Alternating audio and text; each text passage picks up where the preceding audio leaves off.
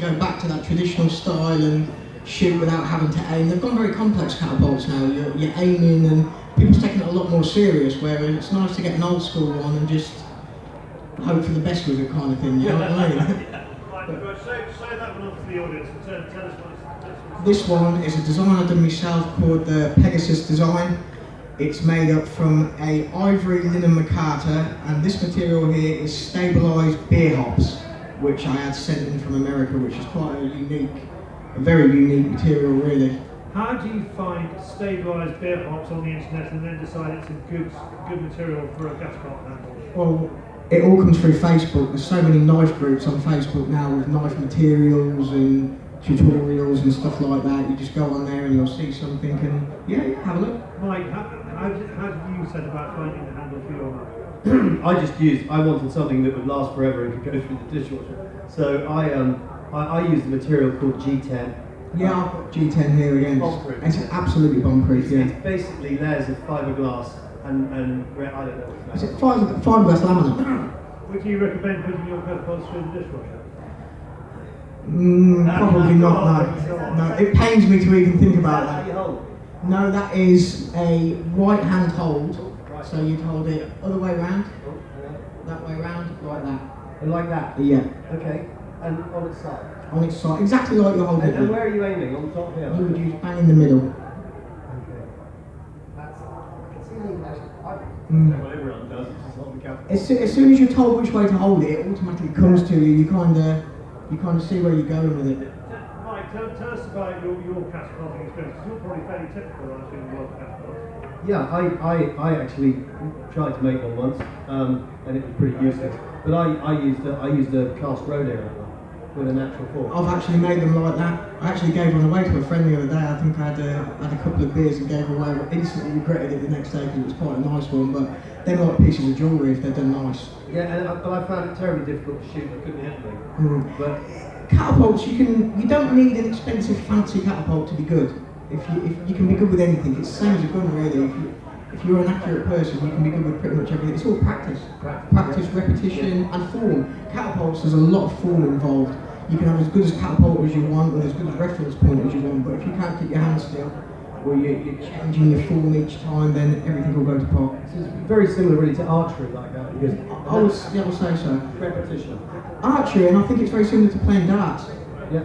I think it's very, very similar to playing darts. You need to, it's repetition, as you said, it's going to be the same over and over. Mike, as well as being a rifle shot, you're a bow hunter, aren't you? Yeah, I find it fascinating, and I've got a friend who's got a ranch in Mexico, and he only allows that traditional hunting, and it's fascinating. There are 6 million bow hunters in the US.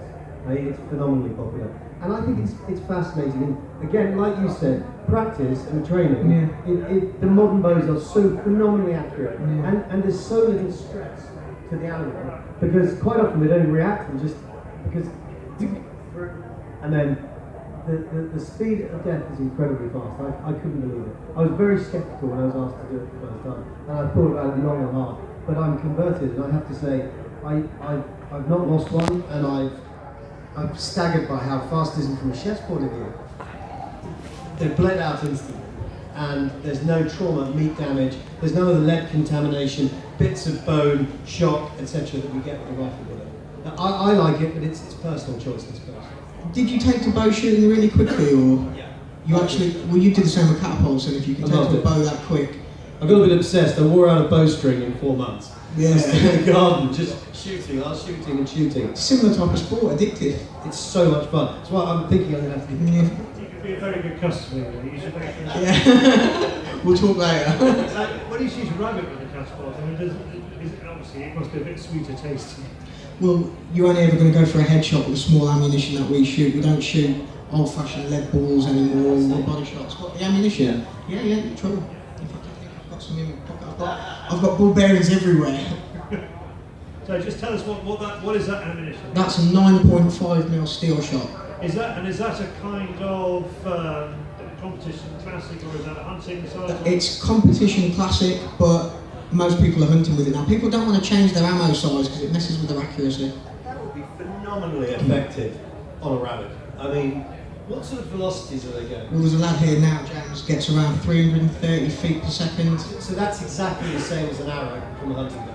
Is it? Exactly, 330 feet per second. Yeah, he gets a massive amount of speed. So a huge amount of kinetic energy Yeah. in that when it hits. But you don't get any penetration, and in the end it does bounce off the rabbit's head, doesn't it? Well, it depends on the distance and whatnot, but very easily that'll go inside one and out the other. I think that would just take it to pieces. If you hit a rabbit in the eye with that, it'll come out the other eye. But what about if you miss? I'm supposing you hit a rabbit with that and the flank or something like that, it bruises very badly. I mean, whenever we do anything to do with particularly with shooting sports, you take the shot if you're able to take the shot, you don't take the shot if you can't take the shot.